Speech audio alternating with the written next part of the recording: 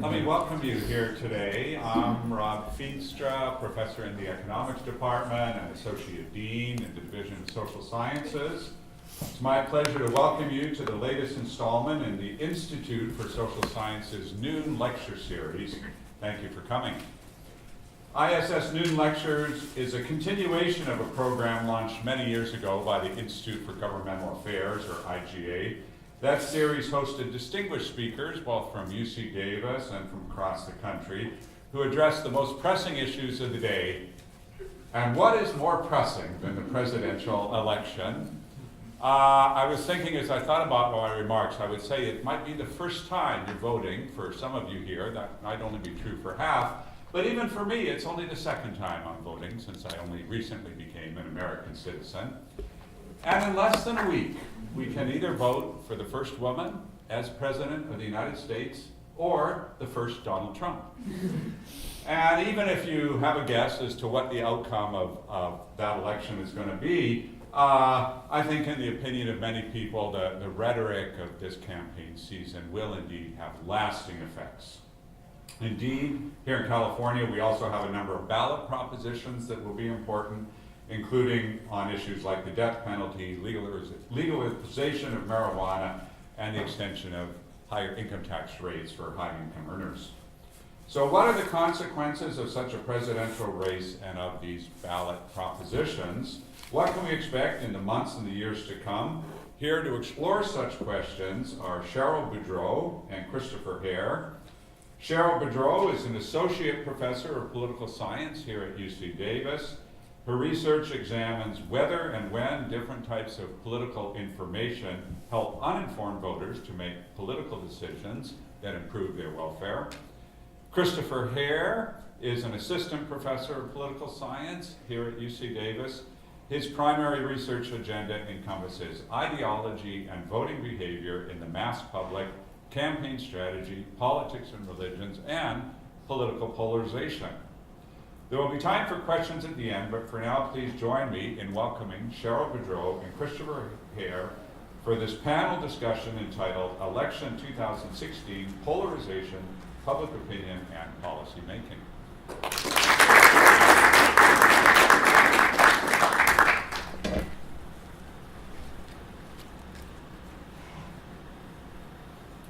Okay, thank you all for coming out today and having me to talk.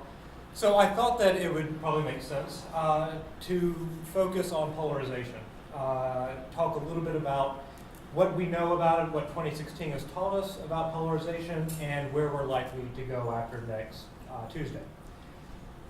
So at least right now when I talk about polarization, I'm just going to use a pretty straightforward definition, which is the ideological distance between the Democratic and Republican parties. So how much of an ideological gulf is there between the two parties at different levels. And right now I just want to do a quick recap of sort of the state of the literature where we as political scientists are in our understanding of polarization. So one thing we know is that political elites and Congress are polarized.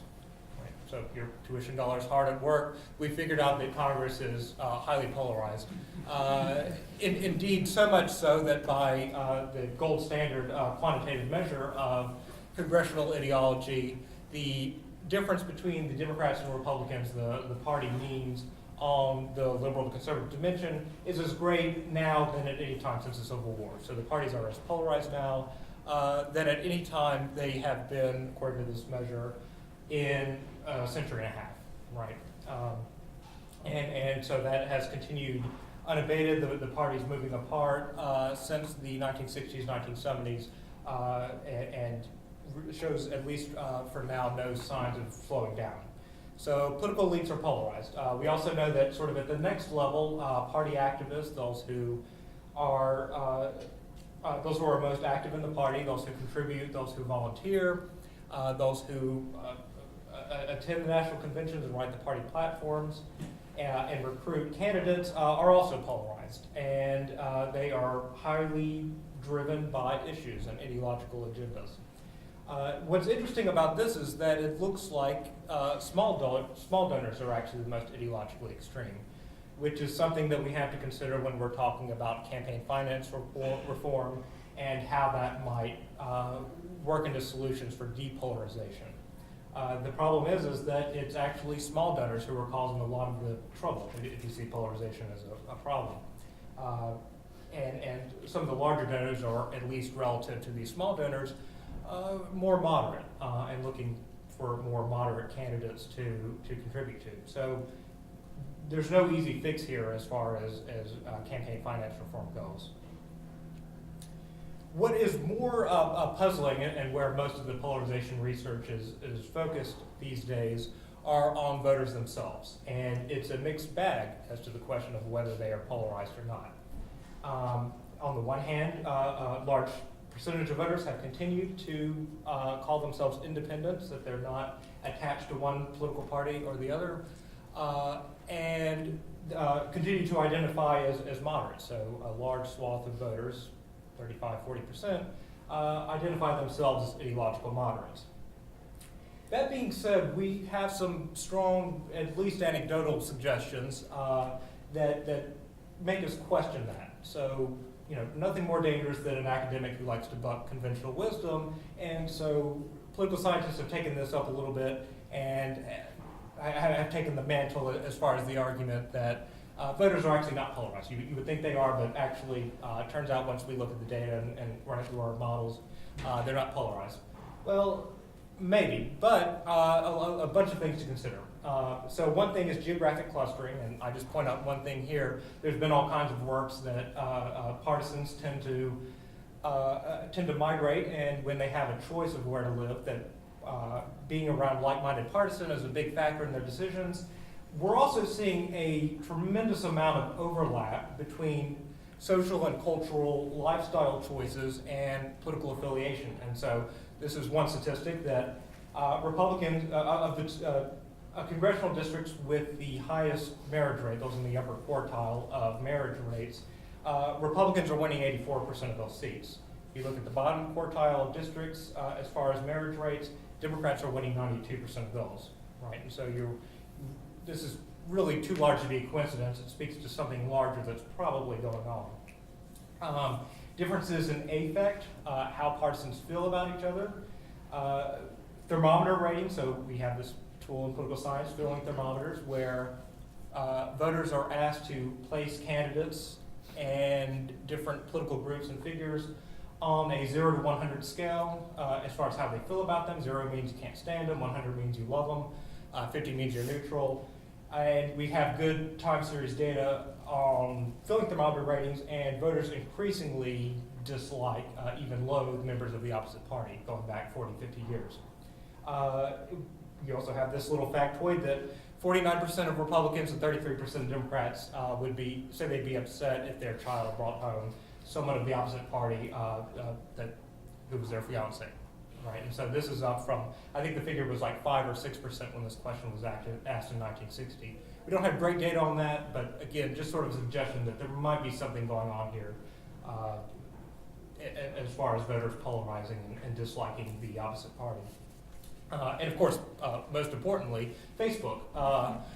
So rates of unfriending, 44% of consistent liberals have said that they've blocked or hidden, unfriended, whatever, unfollowed someone with whom they disagree about politics, or with whom they've had a political disagreement. And the same is true of 31% of conservatives. So you get these pretty good blocks of people who are taking pretty drastic social actions, like saying they would be upset if their child married someone of the opposite party, or they're hiding them on Facebook. Okay, again, anecdotal, nothing concrete, but suggests that something is probably up here. So this is one chart that is not at all official, but I think it's a useful way to think about mass polarization. And so sort of at the right end here, you have the square over there, this kind of top layer of polarization. So this is affect, how partisans feel about other partisan groups, the other party political groups that are traditionally opposed to them. There's that. There's also how partisans view the political world. So how do they perceive whether the economy is growing or not? And parentheses I put in this here because it tends to be it turns out that there's a tremendous amount of motivated reasoning and partisan bias in how partisans report political facts, right? So either unemployment increased or it didn't.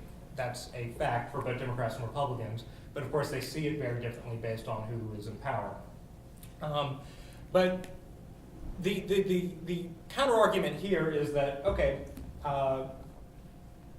so partisans don't like each other as much and they sort of skew facts in their favor. But that's true of many things. So, if you did a similar poll of Red Sox and Yankees fans, which people have done, would you be upset if you're a Yankees fan if your child brought home a Red Sox fan and said that they're going to marry this man or woman, or vice versa? And pretty similar rates of people say that they would be upset in such a scenario, right? And so, but we don't talk about baseball polarization, that Yankees and Red Sox fans are going to kill each other or something. And that's a fair point. I think the question then is, how far back do these phenomena as far as affective polarization, misperceptions, how back does that go? So what factors are these rooted in? Why do partisans dislike each other? And might it differ from the way that Red Sox or Yankees fans dislike each other? And so then we kind of go back the causal chain a little bit. And I mean, this is all very fuzzy, of course, that one doesn't necessarily lead to the other. But as we go back, we have things like trust in institutions. So do you think that the Supreme Court or Congress or the president can be basically trusted, even if you're not nuts about them? Going back further, we have this world of what we usually think of as your core political identities and beliefs, your issue attitudes, your ideology, and of course your party identification. And then the question is, how much are those differences rooted in even deeper or more fundamental differences? So we have, at the very top, differences in core values and religious beliefs. So your conception of the good, how that differs between Democrats and Republicans. We also have certainly group identities and racial and ethnic differences between groups, and how those are manifested in ultimately differences in affect and misperceptions that partisans report. I'll say that in my dissertation, I focused a lot on core values and religious beliefs, and also that issue attitudes were becoming more constrained, and I kind of dismissed this group identities, out-group, in-group kind of stuff, that was going to be, it was still there, but that was going to be not as big going into the future. So that was May 2015, and then June 2015, a month later, Donald Trump comes down the escalator, and that was sort of, I think I may have been wrong on that one, that actually group identities seem like they're actually a pretty important component in this, right? And so I think more than anything, 2016 has brought that out for me.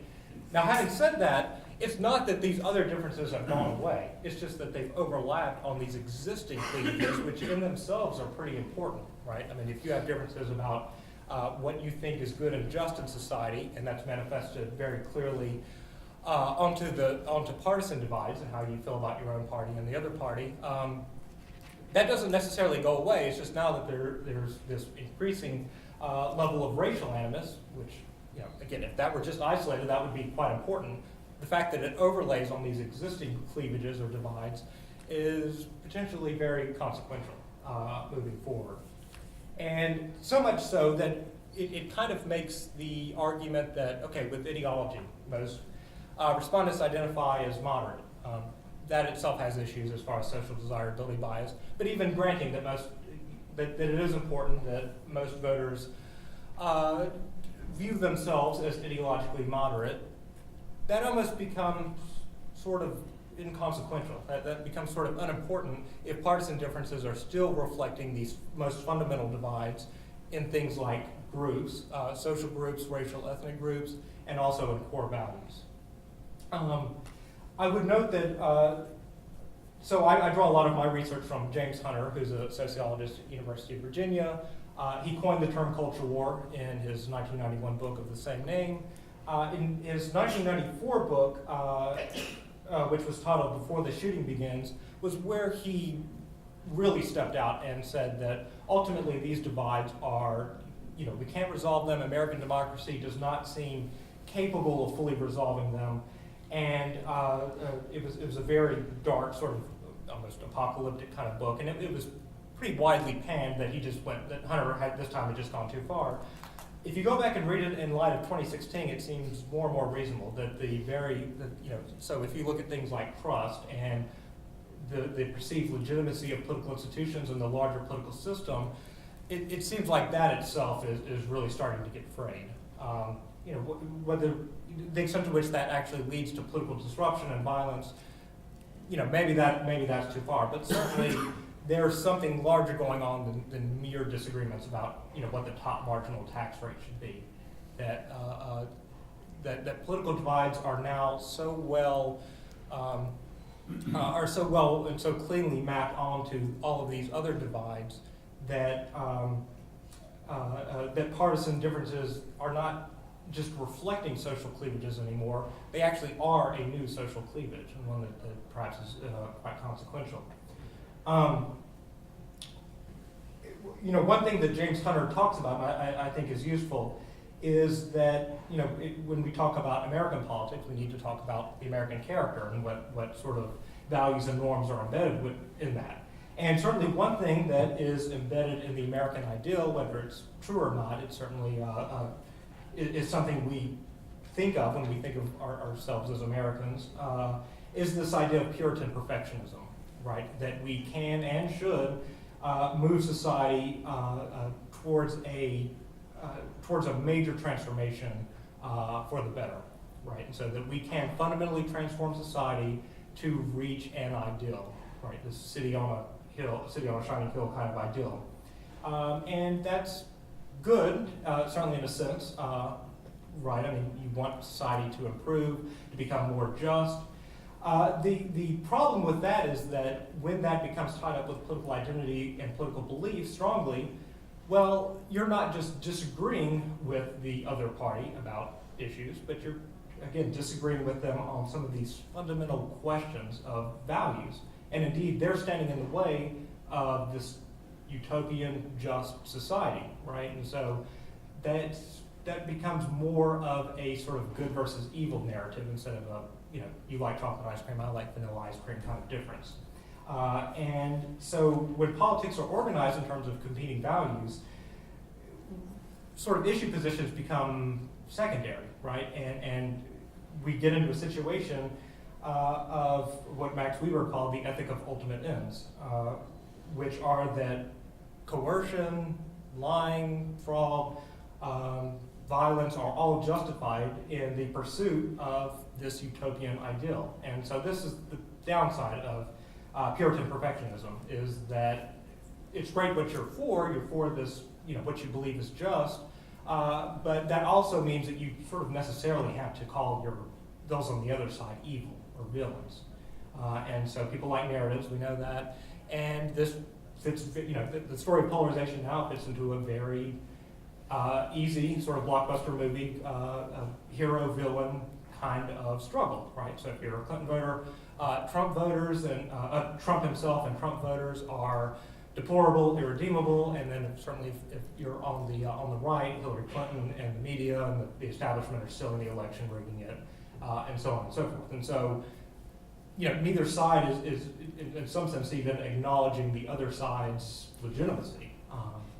And so that, again, has consequences going sort of all the way back from these maybe more superficial differences. One thing that I'll close on is some work I'm doing. So in this graph, talking about different components of polarization. One thing that's not on here is policy priorities. So which issues do you think are most important?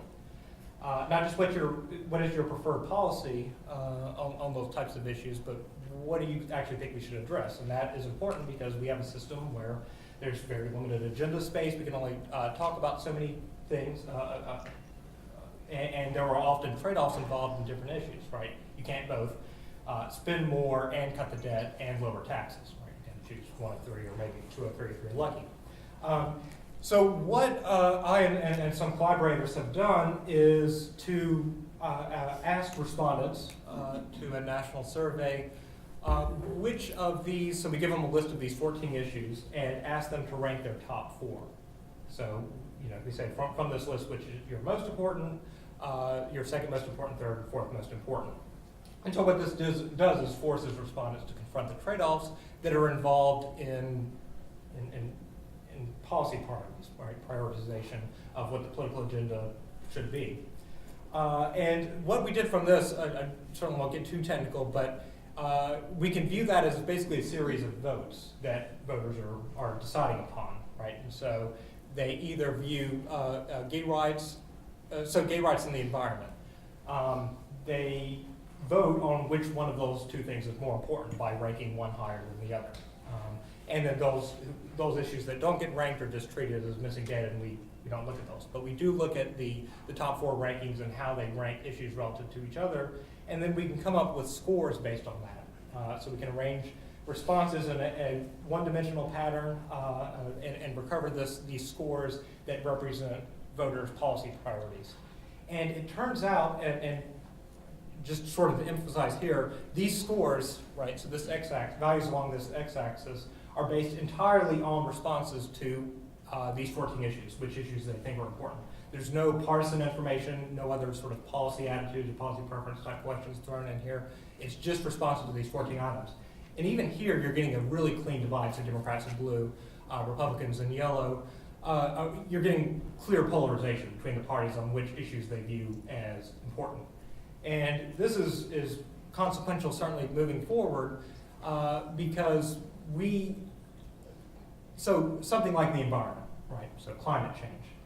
Any solution, any meaningful solution to climate change is going to require a lot of political consensus because, right, it's going to be expensive and it's going to interfere in people's lives, right? The energy costs will go up, we got to cut coal jobs, whatever.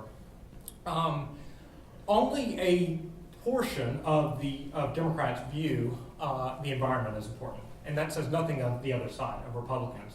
So if the other side isn't even viewing that issue as important, how on earth are you going to get them to agree to new taxes, cutting coal jobs, denying new energy projects, so on and so forth, right? And the same thing with the debt. I mean, the debt's going to be something that is going to be quite an issue moving forward, right? I mean, we don't have, just economic, basic economic knowledge, we have pretty stagnant GDP growth. It doesn't look like that's going to radically change, and we have a population that's becoming older, and so with things like Social Security solvency, just addressing that in and of itself, to say nothing of the larger debt, that's going to require a lot of political power and a lot of political talent that we seem entirely unable to grapple with at this point. It would have been tough in the 60s and 70s, almost unthinkable now that you would have major entitlement reform. And again, part of that is that most Democrats here, or virtually all Democrats, aren't even viewing the debt as an important issue. Right? That's not even on their radar. And even many Republicans don't view that as an important issue. And so with some of these big things, we lack consensus even over what constitutes a priority. So in a sense, we can't even agree about what to disagree about, right? So environment doesn't even get on the agenda, debt doesn't really get on the agenda. We don't even have an opportunity to fight about it because we don't even view it as important in the first place. And so moving forward, I think this is going to be an issue. It looks like divided government will continue at least the next 2 years, possibly 4. And so it's hard to see with this sort of setup, with the amount of all the affective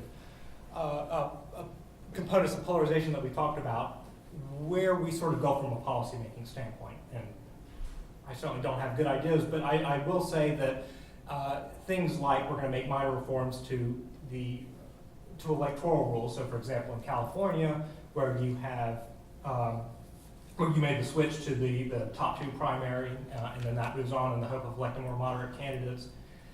That great, but that doesn't seem to be effective. Again, if we're going back and thinking that these differences are still rooted in this, and we have such a we have such divergent views over what we should even address once we get into government. It doesn't seem like those sort of incremental changes are going to are going to result in any sort of major depolarization. And that's sort of what we're seeing in California, that system has not, good effort, good try, but probably not going to be effective if we don't really grapple with some of these root causes of polarization. Okay, thanks.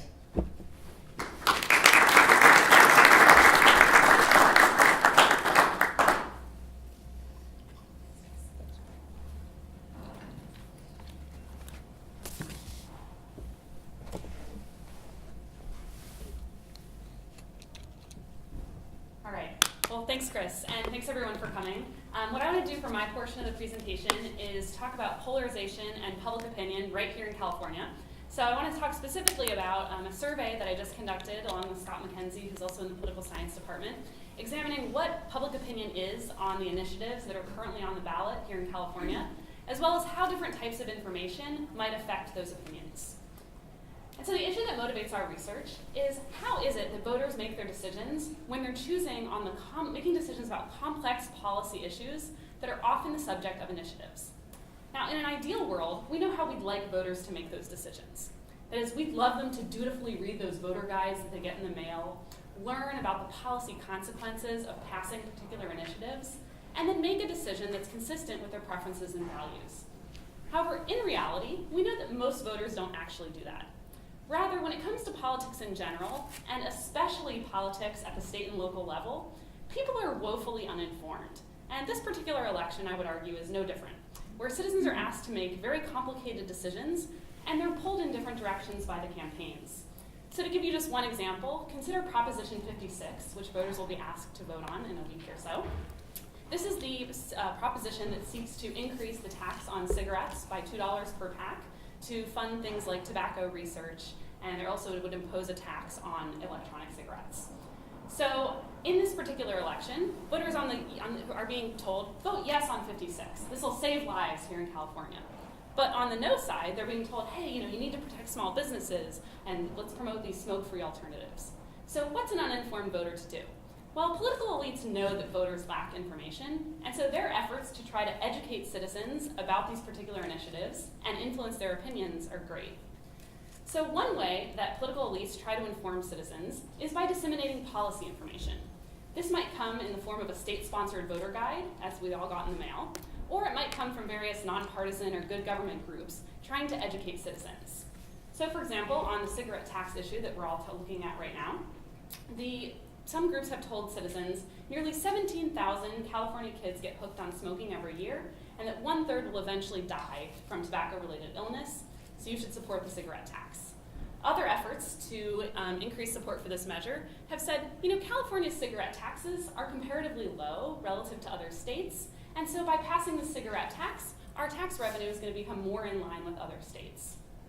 On the no side, people have argued that, this is really just a tax that's going to benefit governments, and they're the ones who are going to be profiting from this particular tax, not health-related research.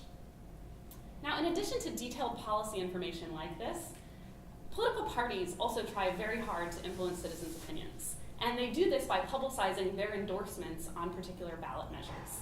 So in this election, the California Democratic Party has made a number of endorsements, and what you can see that those endorsements include ballot proposition endorsements, and you can see here that they support Proposition 56. They're urging a yes vote on the cigarette tax. The Republican Party, on the other hand, if you were to click on their voter guide, they'd tell you to vote no on this tax measure. And this is very common in elections such as this. Political parties often take positions on initiatives, and they're almost always conflicting. Now, another source of information that voters are being bombarded with in this election and in others is information about who funded particular initiatives. So who are the top donors to the yes and no sides? And the idea here is that if voters know who's funding an initiative, they can maybe figure out what their interests are and then vote accordingly.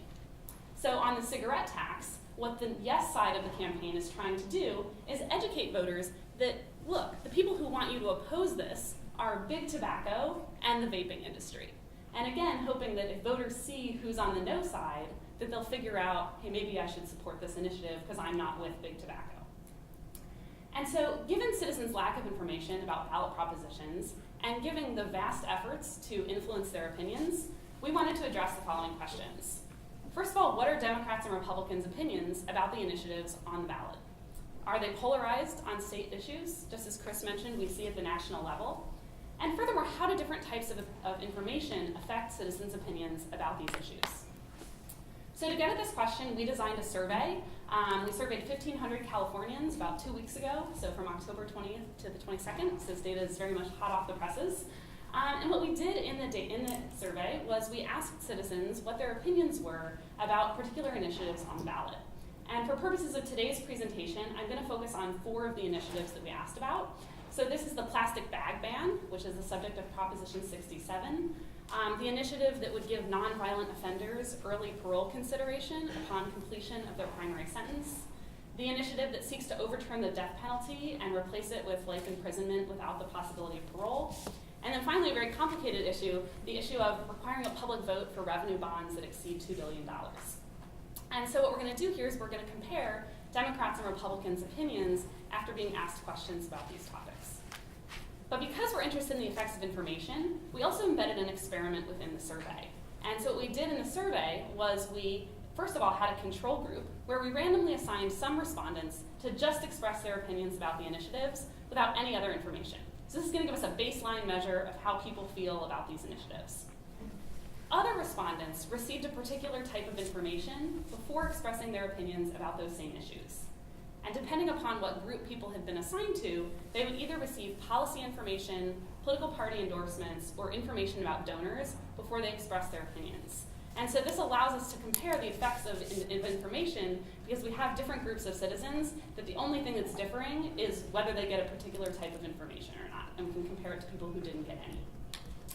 So just to give you an example of what this looked like, I've included here an example of Proposition 67, which is the plastic bag ban. So in the control group, people just read about this policy issue and say whether they support or oppose it.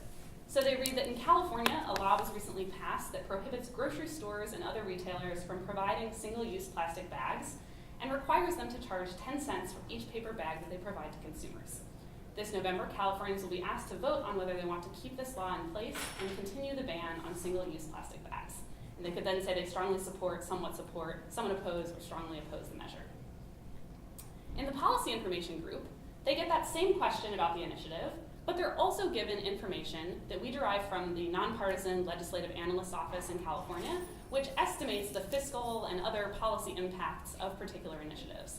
And this is a group that the legislature relies on for its policy analysis, and so we think this is pretty credible policy information that we provided to respondents. So for example, on the plastic bag ban, they learned that California's Legislative Analyst's Office says that Californians use roughly 15 billion plastic bags each year, and fewer than 5% of these bags are recycled. It goes on to talk about this being a huge problem for wildlife, and that an existing study of the plastic bag ban in San Jose found that this actually reduced litter by 60%. Finally, they're told that the statewide law could reduce the cost of managing plastic bag litter by tens of millions of dollars. So this is policy information that provides a reason for supporting the plastic bag ban. The question is it going to have that effect on respondents' opinions? Now, in the political party endorsement group, they don't get the policy information. Instead, they're just told where the parties are on this issue. So they're told that the Democratic Party supports the plastic bag ban, while the Republican Party opposes it.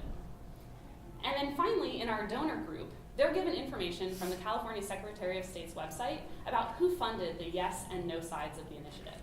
So what you can see here on the plastic bag ban is that the top donors supporting the ban on plastic bags are basically environmental groups. You've got Environment California, and you've got a coalition of groups that include the Sierra Club and the Natural Resources Defense Council.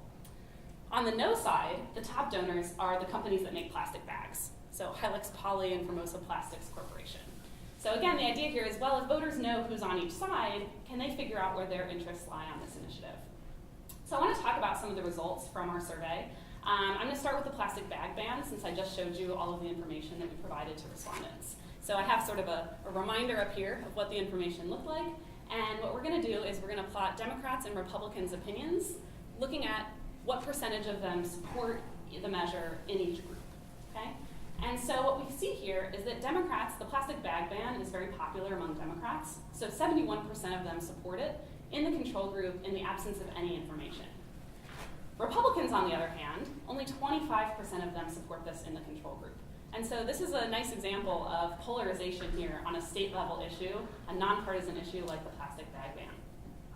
The question is, what effect does that policy information that provides Democrats and Republicans with a reason for supporting this issue, what effect does it have? We can see that it has a pretty large effect on Democrats' opinions. So when they're given policy information suggesting that the plastic bag ban is a good idea, they become even more supportive of it. And interestingly, Republicans respond to this information as well. So we see a very sizable increase in the percentage of Republicans who will support this measure when they're given policy information that's credible and that provides a reason for supporting it. And so this actually looks like the policy information can actually reduce polarization between Democrats and Republicans on this issue. Well, what about the political party endorsements? We actually don't see a lot of movement here in response to the political party endorsements among either Democrats or Republicans. And I think that's in part because in the control group, Democrats and Republicans are already pretty much in lockstep with their party's positions. And so you don't get too much of an additional effect of the party endorsements. Donors don't have a big effect on Democrats, but again, they increase support among Republicans. And I would suspect that this could be one of two things going on here. It could be that the Republicans don't want to be on the same side as plastic manufacturers. It could also be that a lot of Republicans in California are pretty environmentally friendly. And so it could also be that there's some positive movement towards the environmental groups. But it looks like the policy information and the donor information here can actually reduce polarization between Democrats and Republicans and increase support for this measure. Well, what about some of the other policy issues that we asked about that are the subject of initiatives this election? I want to talk now about the nonviolent offender, giving them early parole consideration. So on this particular initiative, the policy information provided them with a reason for supporting this issue. So it talked about how by passing this measure, it's going to reduce significant overcrowding in prisons in the state, and it's going to save the state millions of dollars in correctional costs. The party's positions are that the Democratic Party supports and the Republican Party opposes this measure. And in terms of who's funding it, on the supporting side is Governor Brown's ballot committee, and on the opposing side, the prosecutors and the police are pouring in lots of money. So the question is, what effect is this going to have on Democrats and Republicans? So what you can see in the control group, 71% of Democrats support this measure, and only 47% of Republicans support it. So once again, they're polarized on this state level issue, not as much as they were on the plastic bag ban, but there's still a pretty big gap between Democrats and Republicans' opinions. When you give them policy information that gives them a reason for supporting this initiative, both Democrats and Republicans respond to it. So once again, they become more supportive of an initiative when policy information provides them with a reason for supporting it. However, when they're given their political party's positions, so the Democrats learn that the Democratic Party supports it, they become even more supportive. However, Republicans, when they're told that their party opposes this measure, they dramatically decrease their support for it. And so here's an instance of where the political party endorsements exacerbate polarization between Democrats and Republicans, again, on a nonpartisan policy issue that's the subject of an initiative. The donor information has a big effect on Democrats as well. I suspect this is because Governor Brown is supporting this measure, and Governor Brown is very popular with Democrats here in California, and the Republicans don't really move. But once again, we see here policy information reducing polarization, and the political parties here in this case driving them back into their opposite camps. Well, what about the initiative that would overturn the death penalty? So we included this issue, and I'm going to talk about it here, because I think this is a very different type of policy issue than the two I just showed you. This is a hot-button social issue. People probably have very strong beliefs about how they feel about the death penalty, and it's not really an issue where we would expect information to be very effective at moving people's opinions, because we would think people don't need to learn very much about this issue. And in fact, that's very much what we find. So across all of our groups, we didn't find really any effects for the information, with the exception of Republicans not really liking this issue to begin with in the control group, and their political party actually managing to decrease their support further.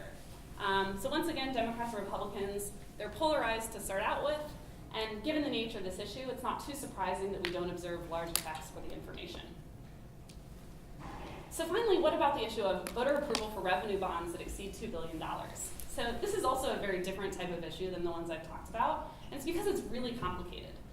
So this is an issue that would, when sort of it's given to voters, it sounds really good. It says, hey, let's require a public vote if we're going to have these expensive revenue bonds. That sounds like a good idea, very pro-democracy.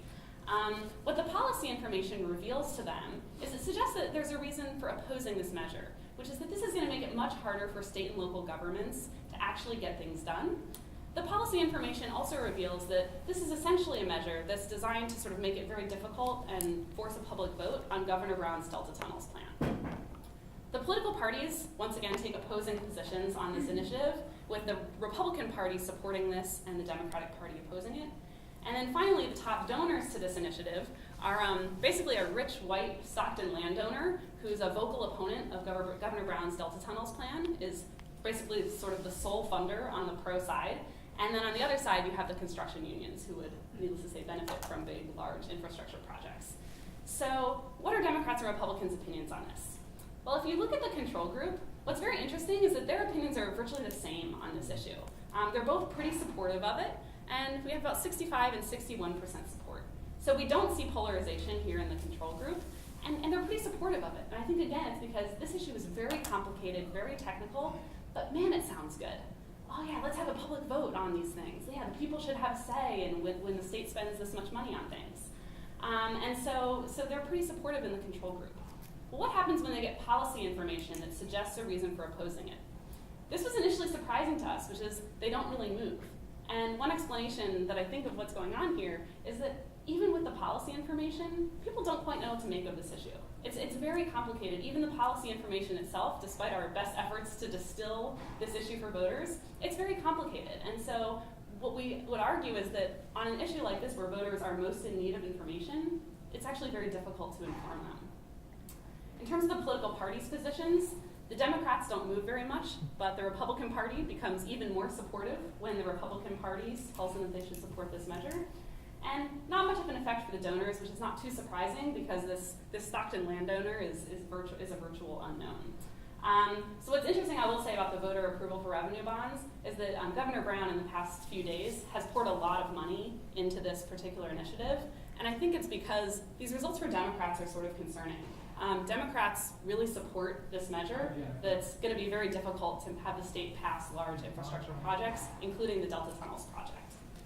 So I think that's probably a reason why we see Governor Brown funding money on the no side on this right now. So I think the point to take away from all of this is that it looks like Democrats and Republicans are polarized on the initiatives that are on the ballot, just as they are at the national level. We find that policy information can reduce polarization potentially, but the effects are very uneven across issues and partisans, I think in very predictable ways. And what the revenue bond issue really highlights is that perhaps information is least helpful on issues where voters need it the most. We find that the political parties can exacerbate polarization, even on issues like the death penalty, where opinions are very hard to move. And potentially, donors can provide ideological or quality signals that can help voters to figure out where their interests lie. And so I think the implication of this is that these large effects of information that we found only 2 weeks before an election suggest that there's still room for elites to inform and potentially manipulate the electorate. And I think the large amounts of spending that we're seeing in the last few days as the election gets near suggests that elites know this all too well. And so Chris and I both want to thank the UC Davis Institute for Social Sciences, who provided funding for both of our studies, and the UC Davis Public Opinion Workshop. So, thank you.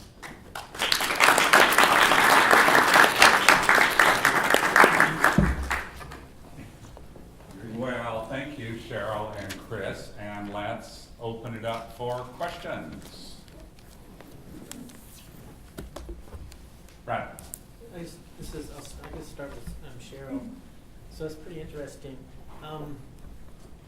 So in the party queue, you actually tell them both parties, right? So it's an interesting asymmetry that you can't get at here, and this kind of relates to some of the things Chris was saying.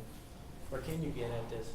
To what extent do you think people are responding to where their own party is versus where the other party is? And so in a polarized world, is it more the case that screw you, the Republicans are for this, I'm a Democrat, so it doesn't matter for my party? Yeah. I guess that's the first thing. And I don't think you can necessarily get much leverage on that. But what if you, how do independents behave? Like, in other words, how many do you have, or do you have enough power to actually assess any of these hypotheses? With how independents move, and that's the first thing. And the second thing is, there's a bit of asymmetry between the policy question and the party, or the policy queue and the party queue. With the party queue, you get both sides, But in policy Q, it's always one direction, right? And so is there an external validity issue that often if there's a policy component that's expressed in an election, it can go both ways, and you can be exposed to both sides of the argument. Yeah, really good question. Can people hear me? Or is this on? Can people hear me? Okay. All right. Yeah, really good questions. So just to take them sort of in order.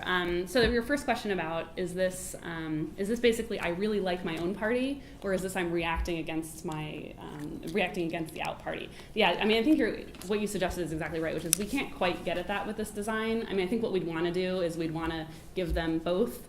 And then we'd want to do one where they just get their own, and then have a different group where they just get the other party. We didn't have enough subjects to do that. I think there's actually a debate in the literature about, so Steve Nicholson has a paper that suggests it's all about the out party and that you react against the out party. I've seen other studies that suggest, no, it's really about, kind of your affinity for your own party. And then other people suggest that it kind of differs by Democrats and Republicans. So I think this is a really important question, and I think scholars sort of disagree on what exactly that is. And yeah, unfortunately, I think we can't quite get at that because we'd need to be able to give them these groups their cues separately, which we didn't do. You ask a really good question about independence. So we don't really have enough independence in this sample to be able to get at that by group. So I want to say it's like 20% of the sample, or probably even less than that, are independents. So when you slice it by groups, it's 1,500. Yeah, and actually, I think it's lower than 20%. I think it's lower than 20%. So in terms of slicing it by groups, I don't think we quite have enough independence to get at that question. And then your question about, well, the policy information is just one-sided. That's definitely right. I think in part we designed it this way to just give them one piece of policy information, because what the literature suggests about when you get two competing arguments, it just cancels out and people end up sort of in the middle. But I think, the question you raised about external validity is really important. I think it's a little bit maybe less of a problem if you think about people self-selecting into their information networks. And so if people tend to seek out sources that are consistent with their views, or they seem to seek out one type of news source, then maybe they would be less exposed to conflicting information. And so that would be one thing that I think would maybe make us a little less concerned about the external validity concern. But I agree, and I think there's really interesting studies that provide the competing arguments. And I think most of those show that people throw up their hands and they kind of end up right in the middle. So we wanted to see, if you give people information in one direction, can you move them at all? Yeah, thanks. Please. Chris, do you have a preferred explanation for why the basis of the party split has gone from policy and ideology to these values that you see as more difficult to sort of find middle ground on? Yeah, so I think a lot of that is, and I think this is one area where people, comparatives who study Europe are ahead of us, largely because of Engelhardt. So this sort of materialist, post-materialist divide. One of the things from James Hunter that's useful to think about is that polarization, in a sense, becomes kind of a self-indulgence, and so it's a way for us, so being ideologically rigid, ideologically extreme, and expressing our core values via politics is a way for us to gain a measure of purity, right, and maybe even salvation to some extent. And so when you have a society that's increasingly bifurcated between the haves and the have-nots, so income inequality, this becomes, ideological externity becomes sort of a luxury of the rich, right? And so you have these sort of pet causes up on the left and the right that are, that may not be that consequential, but they do allow partisans to express their core values and stand up for the good, and the other side is evil. So they get to play the hero essentially and gain some measure of righteousness and righteous indignation from their political stances. And so, I mean, that's one thing that you find, like the impact of values is certainly greater among the wealthy than it is the poor, and that also goes into the Andrew Gelman's work on the red state, blue state, that basically this is something that rich people can worry about, right? And it certainly doesn't make it any less real or consequential, but that seems to be a part of it, that people are not as, the material concerns are not as immediate, right? We're not fighting a war where people are drafted, or we're not, trying to stay above the poverty line. We're able to kind of sit back and, be against climate change.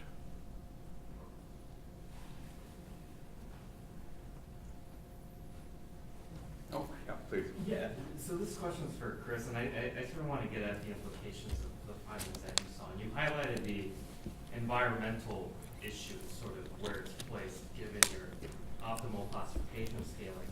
One of the questions I asked is, do you see that as an issue that's dividing the Democratic coalition? Because when you said that, I'm thinking about my own home state of Washington, where you have the carbon tax, and it's really dividing the party between the sort of upper class environmentalist, post-materialist, and the working class people that live blue-collar lives, and because you got to cut the state revenue to pay for the carbon tax.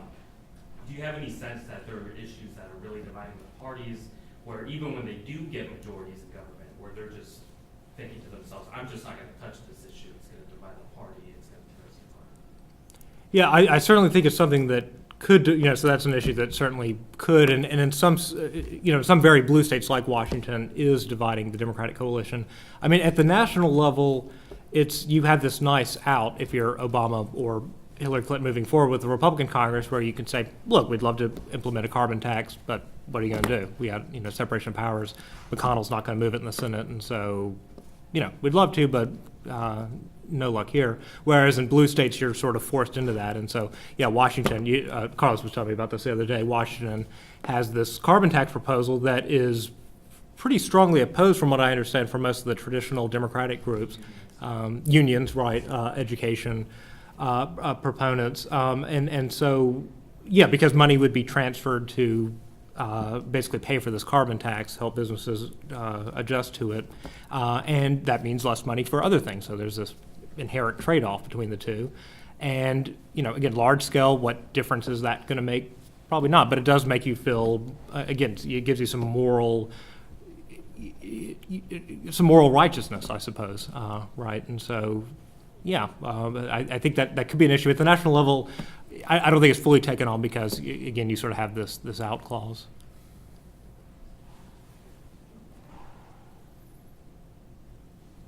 Well, why don't we start? Oh, Brad, one more question, Brad? I was going to say, okay, so this is an election panel, and you didn't tell us who you think is going to win or what's going to happen. Don't just look at Sure. him, Cheryl. Let Cheryl do that. That's a real So- question.